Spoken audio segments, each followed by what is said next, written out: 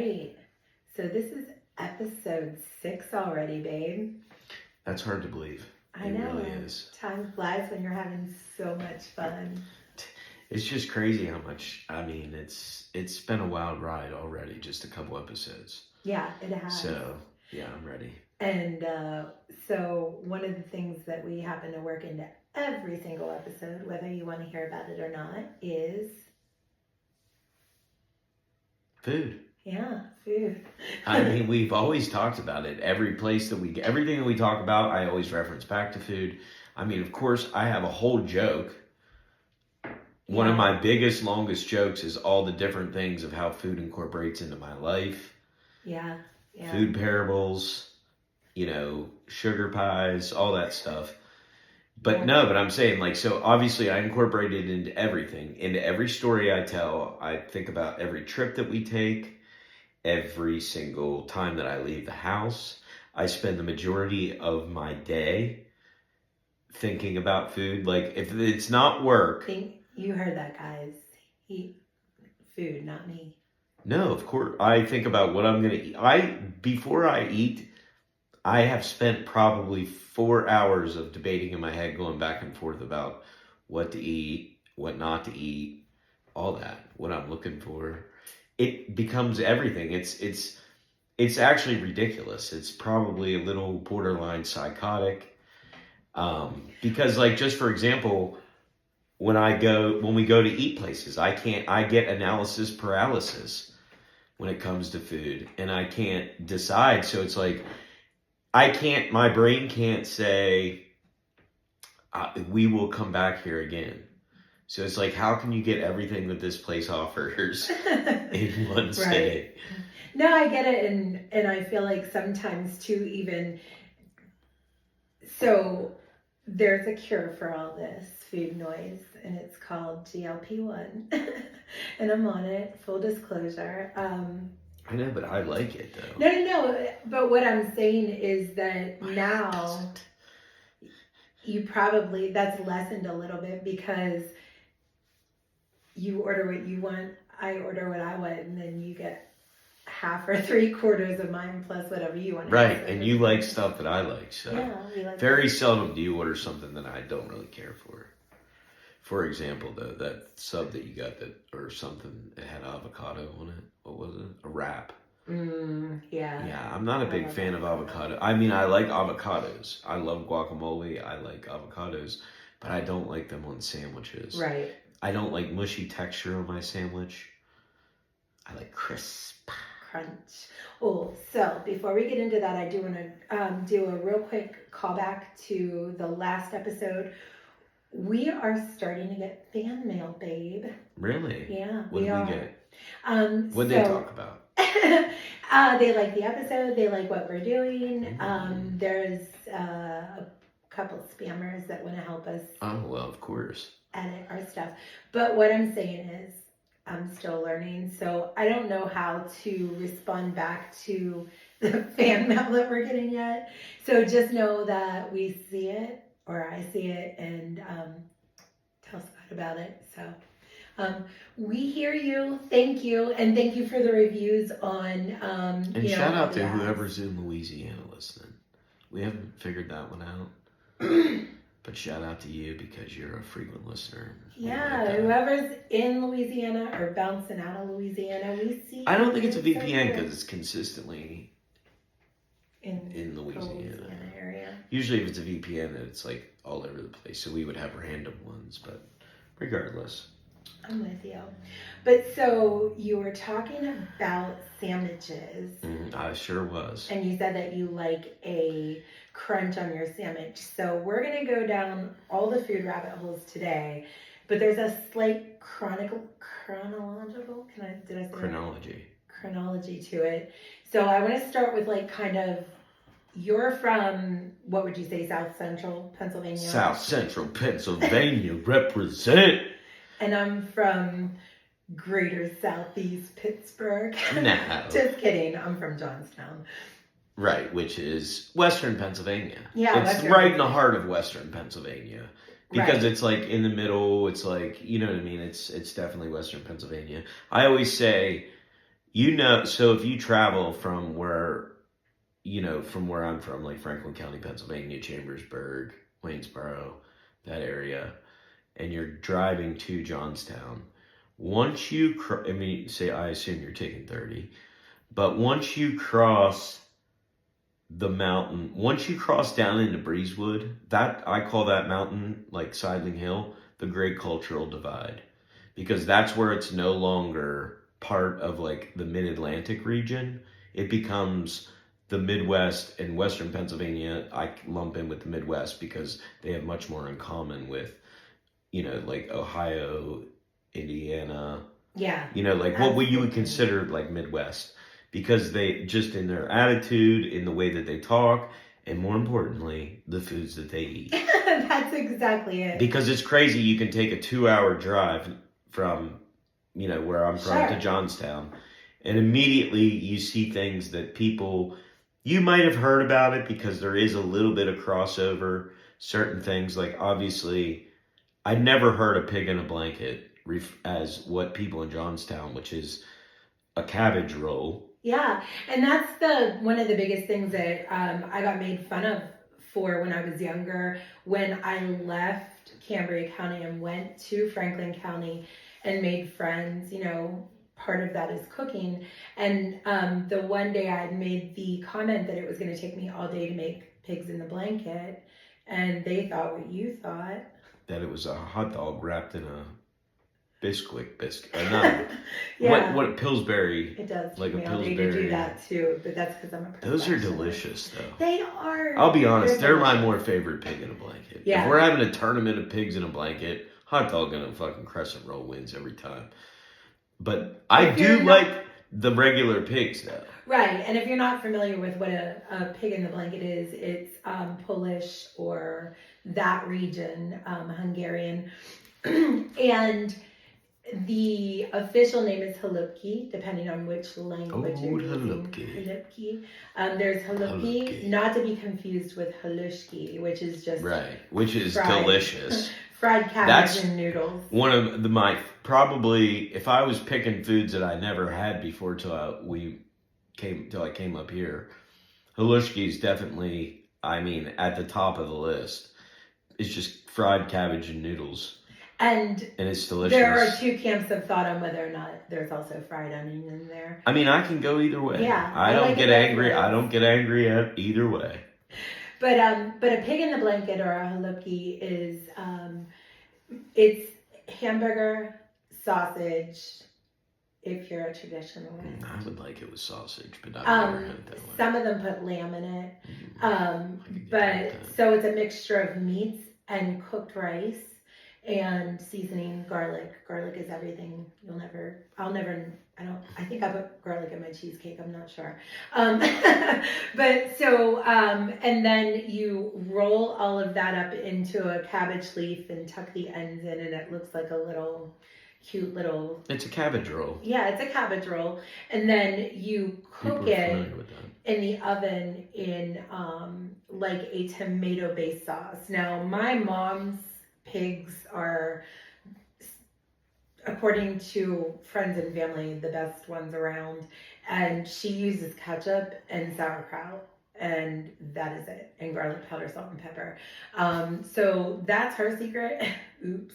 We got to carry the tradition. But anyway, so that's the kind of foods that I grew up on in Western Pennsylvania, was what we call hunky foods, which are, hunky is where honky came from, actually. But it really means Eastern European. I just want to say that the best, though, is when you go to a family function and there's, speaking of halushki, and there'll be 5 different varieties of halushki. Yes. That's the best, because then you're trying different ones. And, honestly, there's so many different ways you can go because there's so many variations of noodle that you can have. Yeah. That's where the real difference comes in. Ooh, yeah. Is the ratio and the kind of noodle. Because you got skinny noodles, wide noodles. I've seen it all, homemade noodles. You see it all sorts of ways. And there's nothing better than showing up and there's 5 different kinds of Alishki. Yeah, absolutely. And we're gonna have to like bat this back and forth because I don't want to lose track of stuff, but I don't want to go down the Pennsylvania Western tangent. When you talk about variety, one of the things that I had never heard of until I went over to Franklin County was chicken corn soup.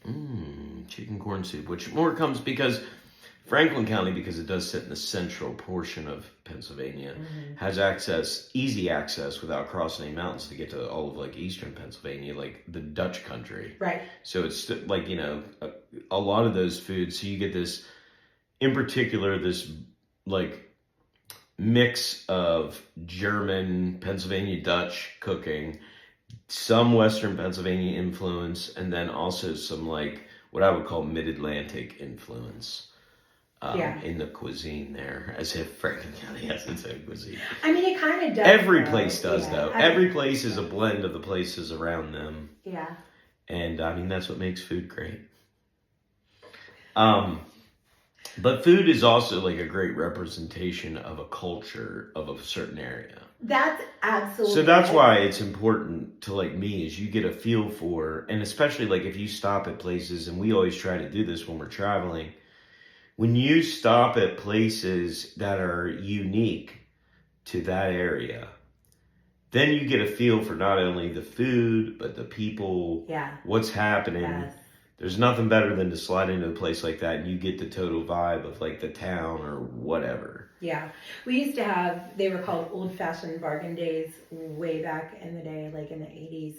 And I just remember all of the church ladies would each gang up in their church basements, and Wasn't that special? and all the moms would get together in the kitchens with the grandmas, and everyone would have their own booth at the old-fashioned bargain days with all the Eastern European foods.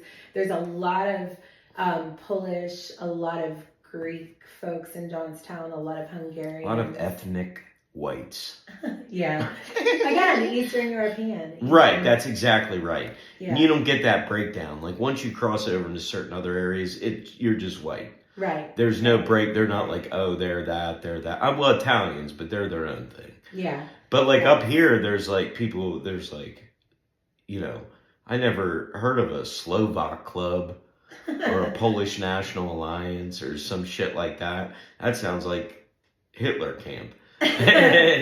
But really, it's just a place to get really cheap beer and hang out. Yeah, it's no different than like a VFW or something like that. But I'm just saying, like, there's no reference to any like Eastern European thing. There's no like Hungarian National Association. No, I didn't have to take an oath of alliance to join the PNA, although I do have a lot of Polish blood in me, so I am one of the OG. No, I'm joking. No, but I'm just saying, there's no breakdown of like, there's much more, like you said, Eastern European influence here in the terms of like ethnic, like Slavic stuff, Polish stuff, Greek stuff, whatever. Yes.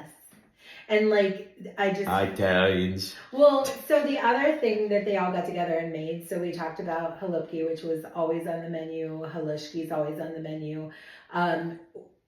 Gobs, which crack me up because if you go east of the mountain there, Sideline Hill, then you're going to hear them call it whoopie pies. Right, because that's the like Amish influence. That's where that all comes from, like Pennsylvania Dutch country, which is also known as the pretzel belt or the snack capital of the world, people. the world. No, it is. I mean, you're talking, it's every snack. And we talked about that a little bit in the first episode. We sure did. But we forgot to mention the candy companies too, because you've got like... Right, you got like Hershey's. Boyers. Remember when we took a drive in that one town and like... It was in Elizabethtown. It's the Dove chocolate plant. Yes. When we drove into the town, we kept sniffing chocolate. Yeah, the whole town smells like chocolate. It was amazing. It was so crazy. I've never experienced anything like that in my life. It smelled like... It smelled like how you would imagine Hershey smelled at one point in time. Right. Exactly. It doesn't anymore because it's like... Because they're a more modern... Well, plus it just sits like away from stuff. Yeah, sure. And for sure. And yeah, and that. But you in Elizabethtown, that was amazing because we're like, what is that? So good. What does that smell? Yeah. Is that chocolate? It is. And then we looked it up, and boom, there you have it. Yeah. But it's funny, I also want to go back to, you mentioned chicken corn soup, which, so not only do I love food, but you also know that I love to cook food. Yeah. Like I spend, I obsess over it, always have. And, but I remember the first thing, now obviously I had made things, eggs, stuff like that. But the first thing that I ever tried to make, like on my own, where it was my idea to be like, I want to make this thing, was I wanted to make chicken corn soup because we had a recipe in school. Because we were doing like, I don't know, so I don't remember what it was. Like in home ec or whatever. No, this was elementary school. Oh, wow. We were just doing, you were encouraged to go home and make like something with your parents. But it was like, I think it was like, I don't know if it was a Thanksgiving thing or what it was, but I picked chicken corn soup. And of course I didn't want my mom to help me. So I was like, I'm doing it on my own. And that was the first thing though that I made. And then I continued to make that and it became award winning. So, award winning. No, it did. It won an award in the soup cook-off. I won 3rd place in a chili cook-off at work one time. I also won. Because I used your smoked meat in the recipe. I also won a baking contest one time with Grandma's monkey bread. And Grandma made it? No, I made it, but it was her recipe. It was her recipe. Yeah. I love that. But, so your chicken corn soup, again with the variations, do you put hard-boiled eggs in your chicken corn soup? Well, here's the thing is I used to not to, but then when I tried it, I love it so much that I put them in there now. Yeah. Mine is I call mine fully loaded chicken corn soup because it's chicken, corn, obviously, rivels. I put a little carrot, celery, and onion in there. I put hard-boiled egg. So it's like fully loaded. Some chicken, that's the thing is you talk about variations. Yeah. It could be just straight chicken and corn. I like them all. I'd eat any of them. That and a pork patty. Yeah, buddy. But speaking of sausage, let's talk about when we first got together. I'm not going to talk about the first dinner that I made you, but it was a pretty good one. It was the first time that I do not like green beans. I don't care I fried for the them. green beans. Yes. Fried in olive oil, and I think you added almond or garlic too. Garlic, almond, and onion, actually. So that's the only way I like green beans now, because I really don't like them anymore. Yeah, fried green beans are delicious. But sausage. But sausage, yeah. So just 2 funny stories. She talked up this sausage. I had a really bad one. Sorry. She talked up all this sausage gravy all week when we first got together. And then finally we had it like a week later, and when she made it, it was lumpy, and everybody's like, this is lumpy gravy. I mean, I have never lived that down in 16 years. You have, because I haven't even brought it up in like 10, so. No, but every time we see Jimbo, he brings it up to whoever we're with. Well, then also he brings up another sausage story, which is the time, we're talking about a friend of mine, and we always have, cookouts, parties, barbecues, whatever. And we always, go over the top on food, way over the top. Make way too much, make way too many things. But regardless, we become known for having like a full spread at our events. And most of it we cook ourselves. We do. Yeah. Like, I'm not saying people never bring anything. People always contribute.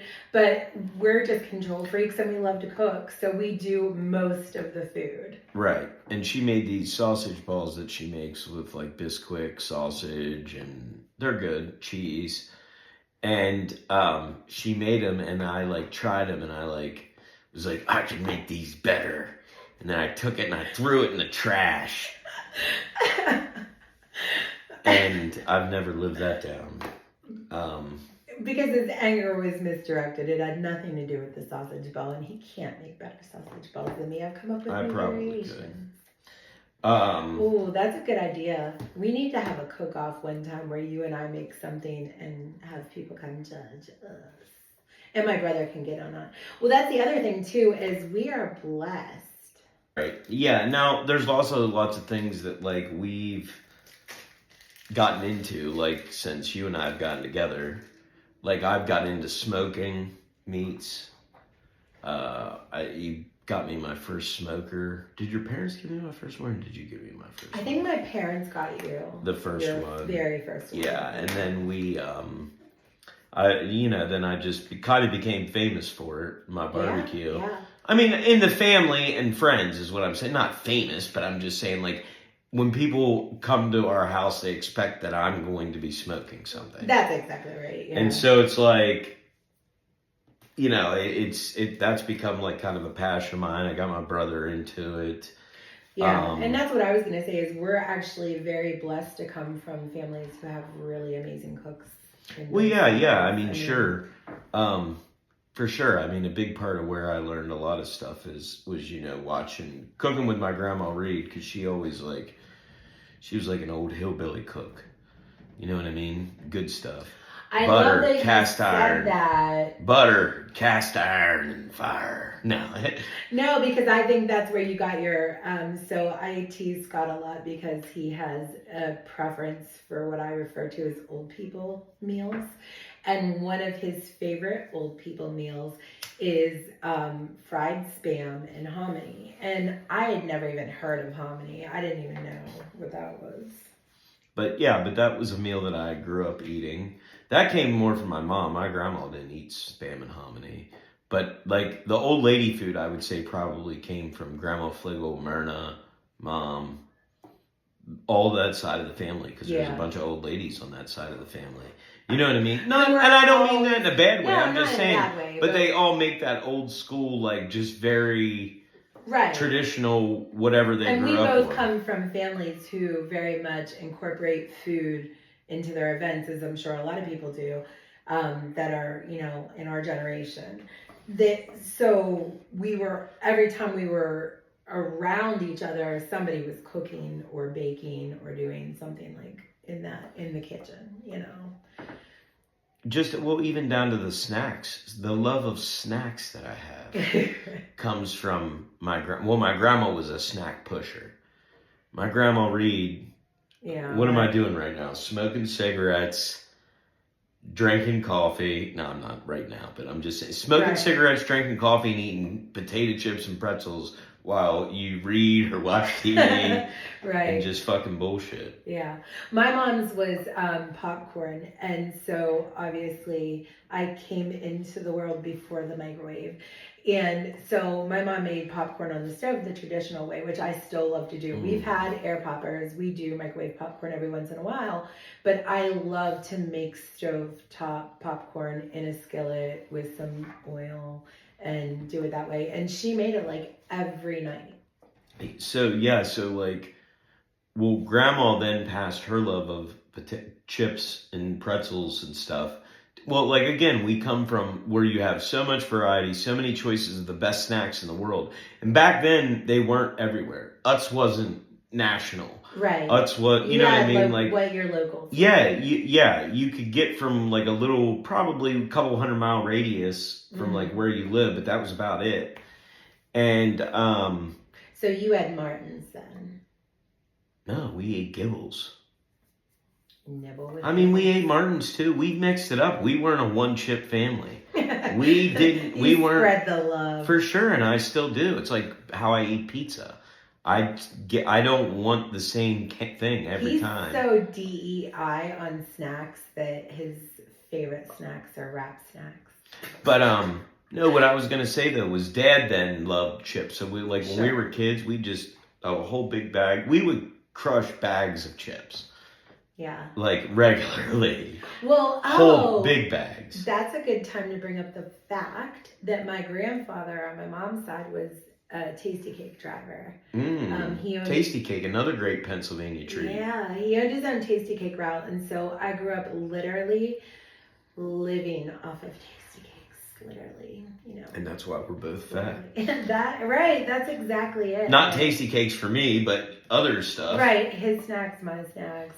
And we both come from food pushing families, and your grandmother lived during the Depression. Yeah. Right? Oh yeah, it's definitely people that are grandparents were in the Depression. The grandchildren of Depression families are food pushers. They get food pushed on them is what I'm saying. Yeah. Because their parents aren't necessarily food pushers, but they come from food pushers. Right. So that when you're visiting your grandparents growing up, if you're the grandchild of a Depression family, eat. right, that generation is like, right. which is why, well, also we lived through the explosion of fast food.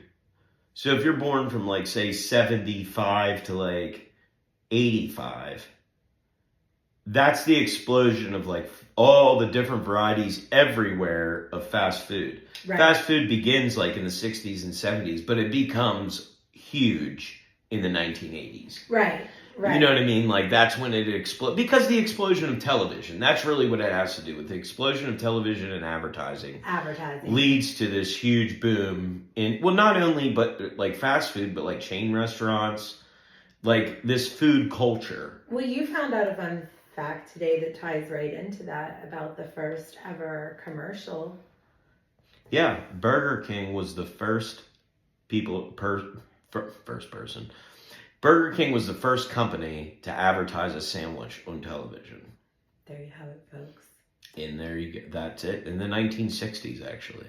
We're gonna educate you. Back when they were Insta Burger King. It's not just about Scott and I and you listening to our stories. We like to throw in some actual facts. Well, because I love, obviously, like I love the show. I love food shows. This is a good time to talk about that. So not only do I love food shows in the sense of like diners, drive-ins, and dives, which we visited many of those. Yeah. We do a lot of food tour. We don't specifically do food tourism, but anytime we're going someplace, I'm finding every restaurant that's ever been on TV because I'm going to pick the one that I want to go to or whatever, multiple, whatever. So if you're keeping up with our historic episodes, our dream tourism package includes food, music, a good murder, yep, and some paranormal shit going on. Yeah, this is all exactly every trip we've ever taken is the subjects that we're talking about. Yeah.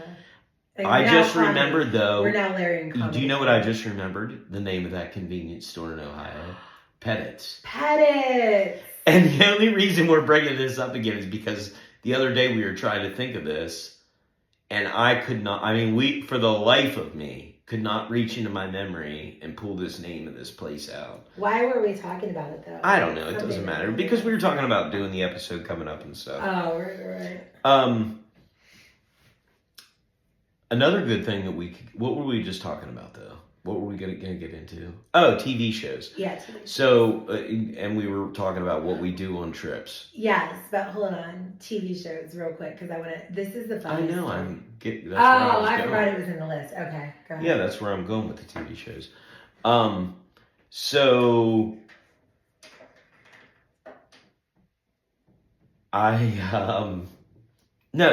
not only do we love like TV shows where like they review food, where it's like, diners, drive-ins, and dives, that kind of thing. But I love shows like Food That Built America about the history of food, the history of companies, and like the Kellogg versus Post Wars and Heinz versus everybody else, and it's interesting. They were like ruthless. Heinz wants the ketchup manufacturers. Heinz didn't want this is my favorite story. Heinz didn't want the other ketchup manufacturers like competing with him. So he bought up all the glass jars in all of surrounding Pittsburgh, put them on a giant barge, and took them out and sunk them in the middle of the Ohio River so the other companies couldn't make ketchup.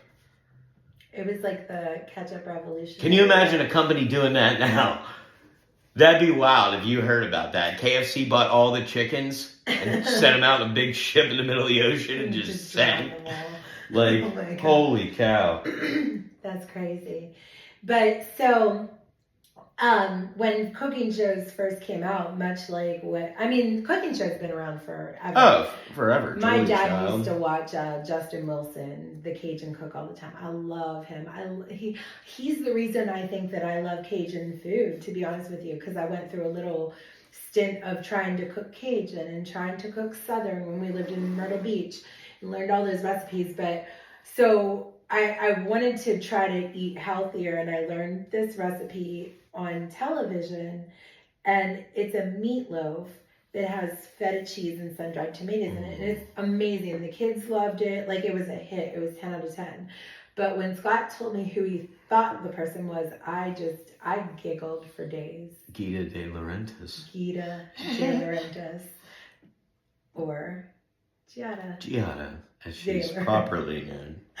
As the rest of the world. Where I come from, it's Gita. Gita. But that's just a fun story for... But yeah, that recipe is good, and I actually just looked it up not too long ago, and it's still on her old blog, so you can look up Giada de Laurentiis' meatloaf made with... Oh, and it is also made from turkey meat, which is... So it makes it, like, super healthy. It's good. Yeah, it's very good. But again, speaking of dried tomatoes... So, my love of food doesn't only extend to cooking it and preparing it, but it extends to growing it. Yeah. That's how I earned the nickname Big Country. It's my big garden. In the middle of the hood. Big garden. We literally live in the city, in a residential area, and... I'm thinking about getting a tractor.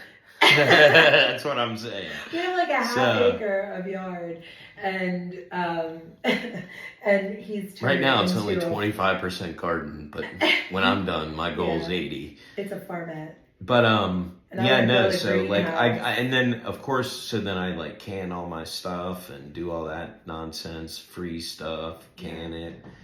And that's how much I love it. I love not only growing it, I like to take it from my yard to my mouth. That's how farm to table. That's why he's Big Country. That's why I'm Big Country. That's exactly right. Now, so this begs an interesting question though, is what is your favorite food? You're dying. What last meal? What is it?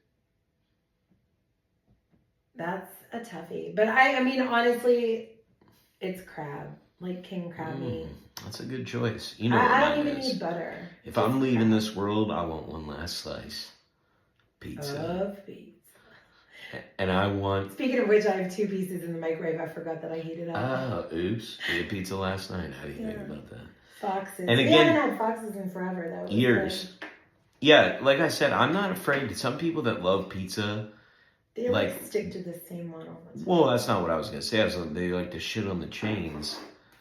But not me. I incorporate the chains into my variety, but I just want to give a special shout out though for our Johnstown listeners. Yes. My favorite pizza in Johnstown, hands down, JR Sports Den. JR Sports Den. Craig takes time and love is in that pizza. First of all, Craig and Michelle they're just the nicest people you will ever meet, but they're really, really, really honestly care about the food and what they put out. And I've had it 3 times in the last month. That's how much we love it. But yeah, I wasn't really a pizza fan when you and I got together. Right, and I'm a pizza fanatic. I'll eat any pizza. Frozen, shitty dollar pizza. Yeah. Sign me up. The only ones I don't care for are those Celeste. Mama Celeste or something. Yeah. I don't like those, but I do like the Totino ripoffs of the store brands. I'll eat those all day. I don't care. I love those. So I don't eat ketchup bread. But yeah. I love ketchup chips.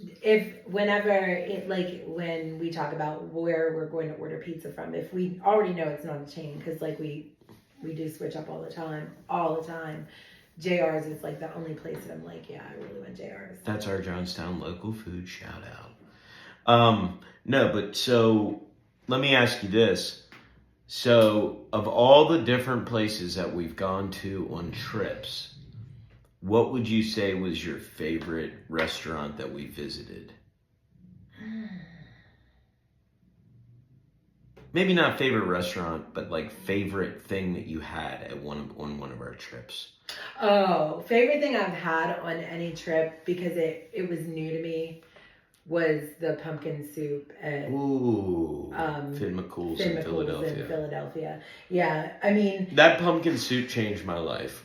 That's all I'm gonna say because I never had pumpkin soup before. Yeah, we went out to Philly, just rando weekend. We like to day trip a lot, and it was around your birthday, I believe. Yeah, this would have been probably like 2016. 14. I'm gonna say 2014. Oh yeah. I said 16. We were 2014. 2015. No, we were in Myrtle Beach in 2014.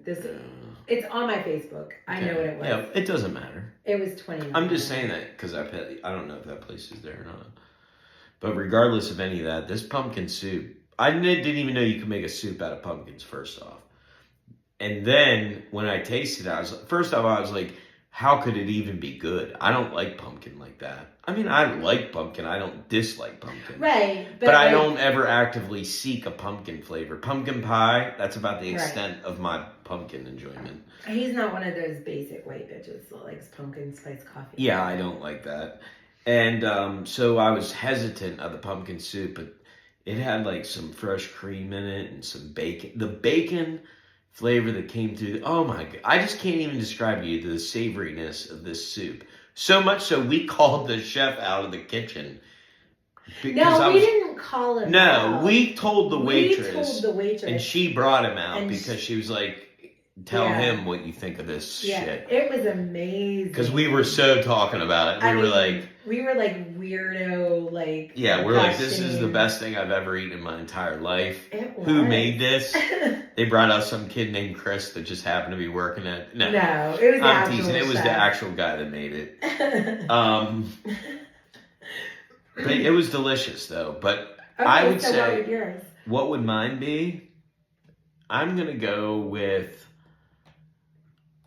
It was because first off, you know how much I love chicken sandwiches. Mm. You know where I'm going with this. I do know where you're Joyland. Joyland. In East Nashville. The best chicken sandwich I've ever eaten in my entire life. It was just mind melting. But we could go down category lists because like for sure I could sit here and name. You could give me a topic, give me a category. I'll name the best burn ends. Best burn ends. Chubby's. And I don't know, I can't speak for the current 15 years ago. 15 years ago. But because that's the thing is a lot of these things. Emmitsburg, right? Yeah, that's what I said. Emmitsburg, Maryland. Oh, sorry, I didn't hear you. If we're referencing a place, because places go through changes of ownership, different cooks. Right. And we say that all the time. Like, even when you visit fast food places, it depends on who's working. You know what I mean? You can go to a McDonald's and have a great experience if somebody takes the time and the love to make that burger correctly. It's delicious. So there's one place that I'm going to forget the dang name of. Where did we stay in the Outer Banks with your parents last time? It was that cafe. Rodanthe. It was in Rodanthe. I don't know the name of the cafe. I think it was called the Rodanthe Cafe. No, I don't think or something like that, right? But they had that grilled Mahi wrap. It had cheddar and grilled onion on it. I know, you've been talking about it ever since. Every time I fry up tuna on the Blackstone, she's got me trying to recreate this legendary wrap that she had in Nights in Rodanthe. It was amazing. Rodanthe. Amazing. But that's a good question. Rodanthe? It is Rodanthe. But I'm just a huge seafood fan. That's my go-to. Yeah. Yeah, I mean, I love seafood too, obviously. Sure. I mean, I love underwater bug meat. But, no, I mean, well, and that's part of my dream is I would love to go go to Maine, eat some fresh lobster. I mean, I've had lobster, obviously, but not in Maine. Right. Not from some guy selling it out of his boat. No. You know what I mean? And that's what I'm trying to do. Yeah. Or go to Louisiana and eat some fresh shrimp. Although we did have some fresh shrimp when we were in the Outer Banks. Yeah. Some caught local, shrimp, which was we amazing. Cooked a lot down there too. We cooked a lot of seafood down there. We were Dan and Linda's personal chefs. It was awesome. Yeah, I mean, let's talk about though. I mean, here's another big category of food that people talk about a lot is wings. We're going to have wings later today. Believe it or not.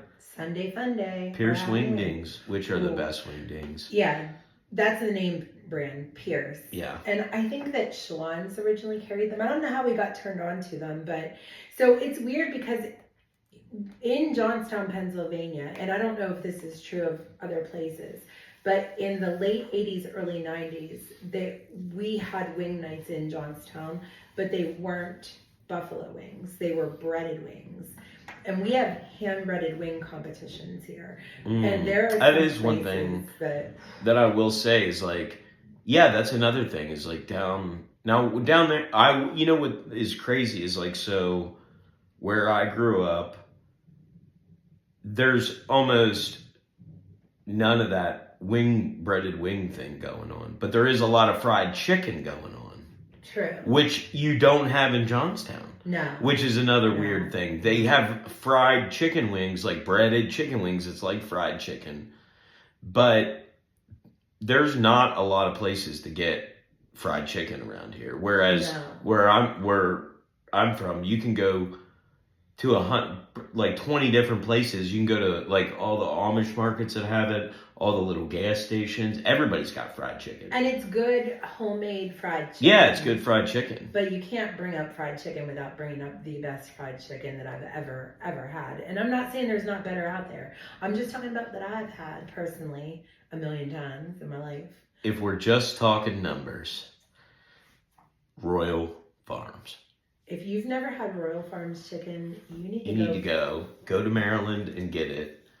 Yeah, because that's primarily where they are. Yeah. I mean, they are starting to branch out into some other areas. I mean, well, there's ones in like Virginia and stuff like that. Yeah. Delaware, Virginia, the DMV, as they say.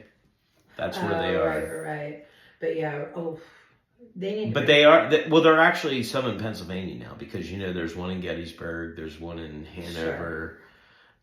So they're starting they're entering the fray and they're entering throwing their hat in the ring with Sheetz, Wawa, and Rutter's. Which, speaking of, so we're from Pennsylvania. So this is a great debate. Everybody calls it the Sheetz Wawa debate. I say, nah, fuck both them. Right. Rudders is number one in my book, and we are getting one in Johnstown, Pennsylvania. It's opening soon, and I suggest you go. If you've never been to a Rudders, I recommend starting with their coffee because their coffee bar is the best coffee bar. All it is it's just a better Sheetz. Mm-hmm. It's just a better Sheetz. There's nothing else crazy about it. It's just a better Sheetz. The food's better. The coffee's better. And they may or may not have a casino attached. Yeah, like a little casino attached to it. Like, it's pretty wild. It's real wild. A 777. What do they call it? 777 room. Yeah, something like that. Who knows? 777. But yeah, I mean, Rudders is awesome. Royal Farms chicken is. But yeah, Royal Farms chicken is. Well, Royal Farms Food and Wine magazine said it was the best gas station fried chicken in America. Well, there you have it, folks. Or best like fried chicken. I don't know about best fried chicken because I'm sure there's some fancy schmancy restaurant that they're giving that to. But in terms of just fried chicken from a place, Royal Farms is it, man. But going back to wings for a second, when you think about breaded wings, again, JR Sports Den. Hands down. Fabulous. Yeah. And they're hand breaded. Yeah, I would say that too. I mean, if we're talking Johnstown restaurants, I would put that up there too. The bistro is a close second.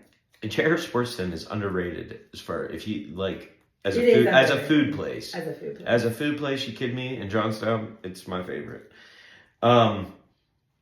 Now let's get into. We did a little Sheetz, Wawa. Let's rank them. I'm gonna rank them real quick here for you. In my order, if I was looking at Sheetz, Rudders, Wawa, Royal Farms, I'm going Rudders, Wawa. Rudders, Royal Farms, Wawa, Sheetz. Yeah, I would go the same exact order. I thought we were different in the middle, but yeah. Well, because Royal Farms beats out everybody but Rudders just on, that's how good the chicken is. That's how good the chicken is. It doesn't matter about anything else. And they have good coffee too. Yeah, well, yeah, they do have some, it's nice in other ways. They do have good. Can you tell we travel? Now, let's get into another Pennsylvania debate. Sub, hoagie, grinder. Now, I mean, people, you know, because Philadelphia has a big footprint as far as like hoagies go, because of being right next to New Jersey. That all spilled over into the great, food debate of Pennsylvania, which, and I don't know, it just depends on where you're at as to what they're calling it, whether it's a hoagie, but people get really upset about this. There's whole Facebook groups dedicated to what goes on a freaking hoagie. It's actually ridiculous. And I'm a foodie, and I get tired of it because it's like, I say whatever you like, that's you. Eat it. You're the one eating it. Who cares what other people think should be on it? As far as these people that are like traditionalists and say, you can't have mayo in Italian hoagie, we'll blow it out your ass, son. There you have it, folks. Blow it out. I get angry about this. But, so they're very different. Subs in Johnstown are very big, long contraptions with 22 inches long. Yeah, they're. But yeah, no, I mean, every place has their variation, and it's an interesting debate because, I mean, everybody eats subs all over the country, but nobody's, and those names have spilled over into, other places. The term hoagie, the term hoagie, it comes from, like, out in, Philadelphia. But let's talk about the best, I think we agree on the best sub or hoagie we've ever had. Romeo's, Waynesboro, Pennsylvania. That still exists. Circa 1985 to 1994. Because they had homemade bread. Well, not only did they have bread, they had bread that was otherworldly. They were doing bread magic in that place with their little Puerto Rican hands. Fried Puerto Rican flatbread. What were you referring to? The best place that has subs still Turtles. Today? Oh, Turtles, shout out Hagerstown, Maryland, is my favorite because of one thing. Well, two things. The seasoned lettuce and the sweet peppers. They make the sweet peppers in-house. That's the real trick. I didn't know that. Yeah. That's the thing that really sets them apart from other, sweet peppers. Well, if you're a sweet pepper fan, but the seasoned lettuce is something that I've never experienced in my life until I met you. Right. Now I've been spreading that love all over Pennsylvania with the seasoned lettuce. Yeah. And teaching people every time I meet them and I find an opportunity to educate them. Because people know me as a great sandwich maker. I'm a sandwich connoisseur. I don't know if you've ever seen the episode of King of Queens where Danny, he's like a sandwich master, and so he gets back into this business.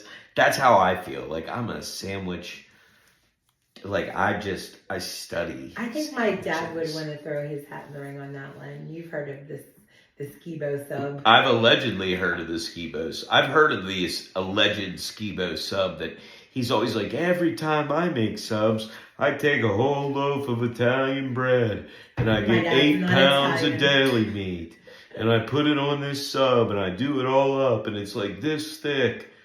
And I've never seen one. In 15 years we've been together, I've been hearing about these things and I've yet to eat one. We live next door. They've brought me 17 different M subs. And I've yet to have 3 on the same day at one time. And here I sit. And you've never had And I've never had one of her dad's legendary subs. So he's going to, in his brain, remain the king on that. However, it's a great segue, speaking of my father, to talk about breakfast food. Because my dad also, you've had some of his legendary breakfasts. I have. And also at this same time, well, I'm going to talk about that real quick, but then I'm going to bring up another thing. Your dad's breakfast is amazing. So the routine for Johnstown used to be when we lived other places and we would come back to visit her parents. We would usually be out with her sister and brother like the night before partying. We'd be at the bar or doing karaoke, whatever. So we'd get home late, wake up hungover the next day. And her dad would always make tons of eggs, toast, bacon, sausages. Why Scott turns Italian every time he's talking about food, I have no clue. But because it just comes out in you. It oozes out of you with these salted meats. you can't help but talk like that. It just puts a little snazz in your voice. No, but he made, like it would have all the fixings of a great, just greasy, like skillet fried breakfast. Yeah. And speaking of greasy skillet fried breakfasts after nights of drinking, this is at the time that I'd like to bring up one of my favorite food establishments, the great and powerful Waffle House. Shout out Norm, my stepdad, God rest his soul. He tried to spread Waffle Houses to the Northeast. He worked his damnedest. Every time we went to a Waffle House, he would say, you guys need to get one of these up and wherever. Finally, they got some in the area up where we were from, and he was a happy camper. But you couldn't go on a trip with him without him mentioning every Waffle House, pointing out every Waffle House along the way. And then, when he got Alzheimer's, that's when the real fun began with the Waffle, because it was Waffle House. He loved talking about Waffle House. It was awesome. And it's fun, and it's a great memory that every time we pass a Waffle House, we just we laugh because not only did he do it to me, like obviously growing up and embarrassing me, this is how much he loved Waffle House. Every Christmas day, we ate breakfast at the Waffle House. Yes. We would go in Christmas morning and eat at the Waffle House. That was our Christmas tradition. Yeah. And we did it like the whole time. Even after we like grew up and moved out, we would meet at Waffle House for breakfast. Yeah. On Christmas morning. Which is amazing because who wants to cook on Christmas morning? Right, and it's actually like it's busy. Like the people that love Waffle House on Christmas morning know. And we so much so that there's a song about it. You can go look it up. Just look up Waffle House Christmas. It's a real country song. Like a legitimate real country song. I think we both cracked up and cried the day that because we were coming home from being over that way. We were coming back to Johnstown from Franklin County, and we heard that play, and we both like just laughed and cried. It was cool. Yeah, it was very cool. But yeah, Waffle House is fantastic. I love any 24-hour breakfast establishment, like 24-hour IHOP. Yeah. IHOP is like Waffle House's like stupid uppity bitch sister. That like. So, if any of my high school friends are listening at all, they'll remember when Eaton Park used to have a late night breakfast. That's a Western Pennsylvania thing. I had never been to an Eaton Park till we got here, so that's another Western Pennsylvania staple. They love their Eaton Park. We do, but we had the late night breakfast buffet, so we'd all go out drinking, and then for whatever, less than $10, if we still had beer money left over, we would get pancakes and bacon. And in the South, there's a chain, Hutto House. Yeah. I don't know if they're 24 hours, but I've definitely eaten them pretty early in the morning. Not to be confused with the strip club in West Virginia called the Hutto Club. Speaking of Norm. No, the first time when we were kids, so there's a chain of restaurants in the South called the Hutto House. There used to be a strip club in West Virginia called the Hutto Club. And we were like 8. And we got back we went with my dad and my stepmom on a trip, and we stopped at the Hutto House. We went to Myrtle Beach. And we stopped at the Hutto House for breakfast, and when we were telling Mom and Norm about the story when we got home, Norm was like, there's a strip club in West Virginia called the Hutto Club. Is that where you had breakfast? Yeah, because they took us to a strip club although the Hutto Club did have steak and egg specials. That's a food anomaly that I can't even wrap my brain around. Is food at strip clubs. Right. Like you're sitting there watching women, you're like, yeah, I could go for a steak, some potatoes, some green beans, and some ranch dressing. I'll take it rare. Right. It's just so weird. Like it's a very strange thing. Yeah. To be sitting there and you're like sitting there with your buddies eating some eggs. Huh, look at her tits. It's so strange. But that's a good way to... But there's some strip clubs. I mean, I don't know, but I've heard people say that, like... He knows. No, no, because they're not anywhere than any place that I've ever been. But like they talk about certain places like in Vegas that are known for like their steak and egg specials or Right. something like that, where the food is actually like legitimately good at the strip club. Yeah, no, I'm joking. But so that's, speaking of quirky shit like that, let's talk about, so my girl Bambi at work introduced me to a place that I must have their Eggs Benedict sandwich from. It's called Egg Slut.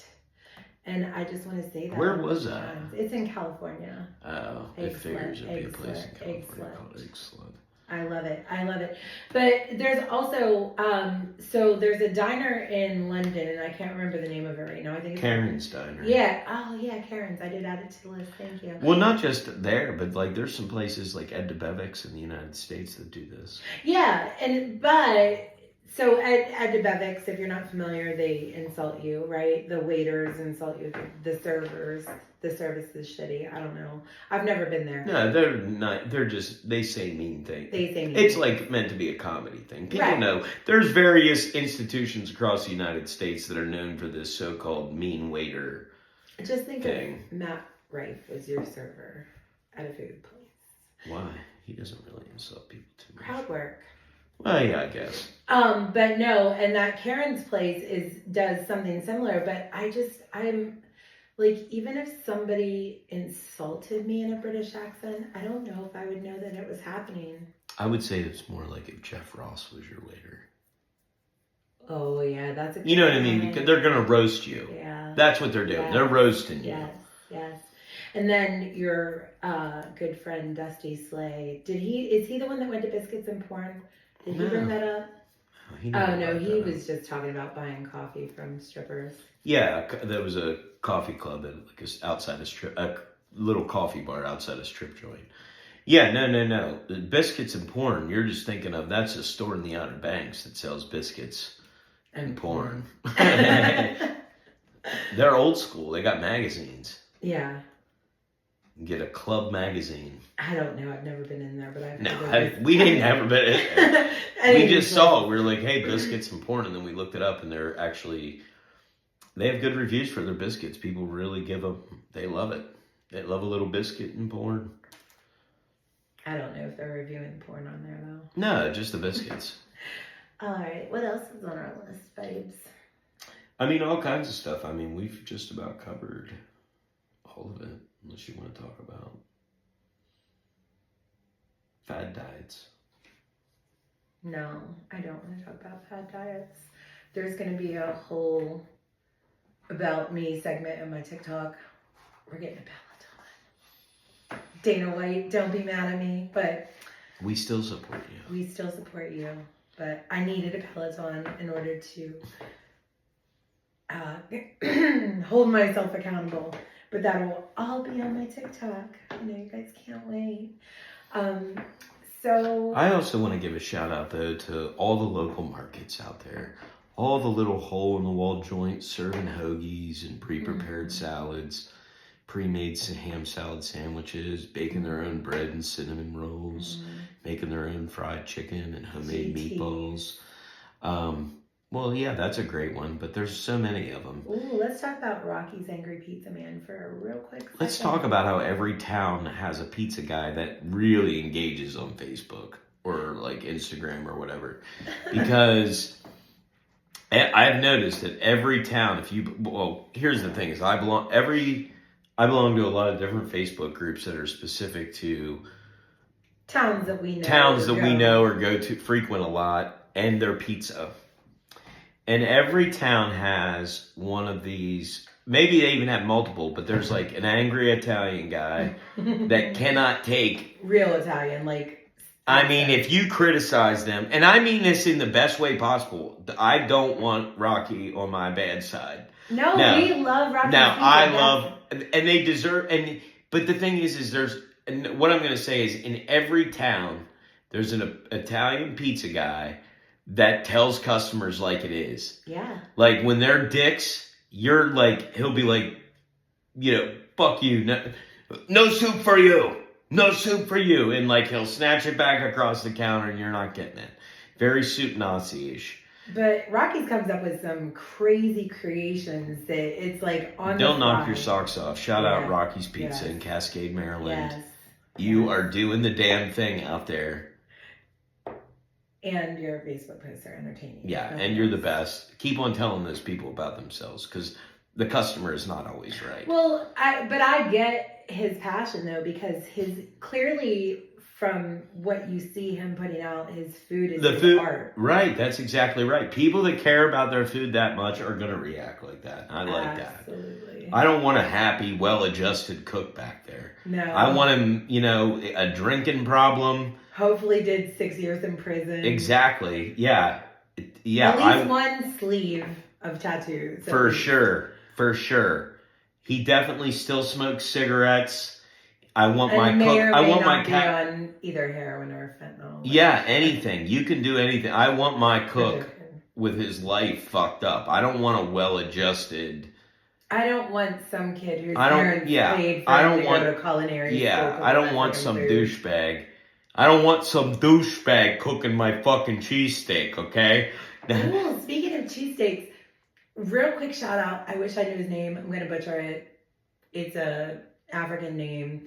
In Pittsburgh, we were at Parkway Theater the other night, and his name was Mustafa something or other. Yeah, I have it on my Venmo. That fucking cheesesteak was hands down. Oh, it was so good. It was just, we were at one of my comedy things at Parkway. Shout out Parkway Theater, McKees Rocks. He's got like a little thing. It's basically like a food truck, but it's inside the like bar. Right. And it's just like a little flat top and like a thing. And he's just got a couple menu items. But let me tell you what, his cheesesteak was right up there with one of the best cheesesteaks I've ever eaten. Yeah, I don't like a greasy cheesesteak, and I'm very, very, very particular about the meat. It has to be a certain texture. It was seasoned perfectly. Oh, let's talk about those fried potatoes that he had. He was black. Of course he was seasoning correctly. I mean... I season. No, I'm not saying you don't. But I'm just God. saying that they pre-season. When you go to a restaurant, I don't like having to add salt. Agree. Or other stuff. Agree. So like I like it to be seasoned. I hate when something is like deliciously cooked but has no real flavor to it. Right. Like a chicken with no seasoning. A chicken breast with no seasoning. Right. It's bland. Right. Agree. But these potatoes were seasoned perfectly. The meat was seasoned perfectly. Yeah, I mean that's what makes so many good things.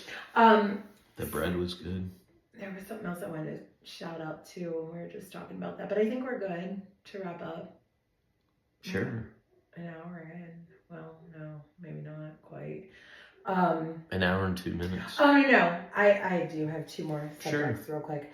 So it is about to be holiday season. Well, that's another thing. Seasonal foods. Yeah. The foods that come back every year at the same time. And now we're entering into we've been grilling and chilling all summer long. In the summer, I grill. Every time I'm making dinner, it's grilled chicken, steak, shrimp, whatever. It's outside cooking. Yes. I take full advantage of the good weather for outside cooking. Yes. But now we're getting into the time. It's football season. We're partway through. It's getting cold. There's a chill in the air. We're going to hit the 30s this week. Oh, God. And so now it's time so I cook all summer, basically. Now you'll be taking over the cooking. Yeah, because obviously... Well, not all of it, but, for the most part, because you are more the soup maker, the pot pie, the... traditional casserole. Yeah, winter 1950s food. Winter food. Cooking is what wholesome. I'm good at. Yeah, hearty. I look corn-fed. There's a reason. But yeah, so we're definitely going to do a Thanksgiving episode. We're not going to talk about the food so much because everybody does the same damn foods for Thanksgiving. I'm not even worried about. We all do the same thing. Let's be real. Right. If you're Italian, you might throw some lasagna in there. We get it. Right. You might have some rigatoni if you're Italian with your Thanksgiving meal. But what I love about Thanksgiving though is yeah, everybody has the same things, but all Thanksgiving meals are not created equal. No, they are Not by any means. I like a good I like the seasoning. I like the stuff that tastes good. I don't want to go to bland old Blanche's Thanksgiving. Yeah, and so like my stuffing, for instance, that was passed on to me from my mother. The key is a fuck ton of butter. And the perfect example is like Grandma Fliggle. The stuffing at Grandma Fliggle's is good, but it's not at the level of what we're eating up here. And what do we always look forward to when we go out there? Her cranberry relish. Her homemade cranberry relish. Fruit salad, which is hands down, I can't even tell you. Like, I don't know how you can make fruit salad any different or better. I've never tasted better fruit salad than his grandmother Flegel's. Because she puts bananas in it. That's part of it. I mean, it's just canned fruit salad, but she adds extra grapes and extra banana, and adds banana and extra grapes. I think she adds a little pineapple. Something. Well, no, there's pineapple in it, but yeah, but it's just amazing. And your Grandma Reed's biscuits, of course. Oh, they weren't biscuits; they were rolls. Rolls, sorry. And it was some of the best bread you'll ever eat in your life. Yeah. But the reason but I'm just saying, like, different people, like you try different things at different Thanksgivings, and some are good, some aren't. And the reason why I was even bringing up, like, the whole holiday thing is because I do bake. I loved holiday baked goods. I hate it some years. I love it some years. When my kiddo comes home, she came home last year and helped, and we got through a lot, so it was fun. Not that Scott doesn't help. He will, but that's, like, my domain. I don't like baking. I don't like him around. I love cooking, but baking, like baked goods, pastries, breads, is not my thing. I don't really do it. I like it because it's not the foods that I love to eat. I do like eating them, and obviously I gobble up everything that you're making. Yeah. But it's just the one thing that I'm not really into making. Just eating. No, it's just fine though, because and I've gone through phases. I tried, but the reason why I'm bringing all that up is because if you have not ever visited the PA wedding cookie table spot on Facebook, go check it out. That's what I mean. We're known for like some really intricate cookies over here in Western Pennsylvania, not just those fancy iced thingy dingies. We make all kinds, and they're just days worth of work, days. And we've got a wedding coming up soon, and we're gonna get some cookies. Yes, and they were on the wedding cookie table site. So a bunch of my cousins are getting married over the coming year and a half, and so we're gonna get lots of Pennsylvania wedding cookies. I can't wait. But for me, wrapping it up, I think there's 2 movies that if I want to just wax nostalgic about cooking and growing up and just, there's 2 movies that always get me in the mood to cook or bake or whatever, no matter what. Good Burger? No, I'm teasing. I'm teasing. I don't like that movie. I know. Now, one is, you're probably not even thinking of this one, but Feast of Seven Fishes. Yeah, that's a good one. Very good. The whole concept behind that movie brings me right back to... That's an excellent food movie. It's not a food movie, but it's an excellent movie that has food in it that makes it's like... It makes you nostalgic about those moments. Yeah, it really does. If you're a Gen Xer, especially if you grew up in the Midwest or in Western Pennsylvania, Feast of Seven Fishes really like hits home. But it's a good story of how food brings people together. And then the other one, which is not so touchy-feely, pull at your heartstrings, is Goodfellas. Yeah, I mean, there's only a couple scenes in there that specifically tie. When they're cooking at the end... Oh, the cutlets, baby, the cutlets. But when I'm thinking about... But, like, also when he's shaving the garlic, when they're cooking in prison, that's iconic. It's iconic. Shaving the garlic with a razor, he cuts it so thin that it just, like, disappears in the oil. Just melts into the oil or something. He says something like that. It's so good. But it's just another good depiction of how... there's always food no matter where you're at or what you're doing. Yeah, it takes know a what I mean? central story, which is why I would also like to call out The Big Bang Theory has some of the best looking cafeteria food in the history of television. I just want to say that. Yeah. What's the guy's name that produces or Chuck Lorre. yeah, Chuck He always Lorre. makes sure that there's good food in there because it's also in Young Sheldon. Yeah, the devil's in the details. And man. it's probably going to be in the new Ooh. George and Mandy's First Wedding. So Yes. it comes out this Thursday. I'm That'll so be good to excited watch. about that. So do you have any parting words of wisdom for us today? I would like to offer up one quote here. And when you compare yourself to others, when you compare yourself to others, you only insult yourself. And that was said. I'm cutting it out. Why? No, this is a food episode. I said it wasn't about food or trash. No. That'll be fun, but that'll come back for next time. Just remember that. I don't want to get canceled. Just remember that. Just remember that. If you compare yourself to others, but I do have one good food quote, I'm sure, if I just think about it here for a second. I don't have a good food quote. It's not a food quote. We do trash quotes at the end. No, I know, but I don't even have anything. What's that guy's name? Leslie B. Jordan or something. Leslie B. Jordan, yeah. What did he say? Look it up. That's Michael B. Jordan, by the way. It's just Leslie Jordan. This week's quote is brought to you by the great Leslie Jordan. Or as my co-host likes to say, Leslie B. Jordan. Every garbage can has its lid. He says, well, I guess. Yeah. Well, I guess every garbage can has its lid. There you go. Woo, I love that All right. quote. See ya.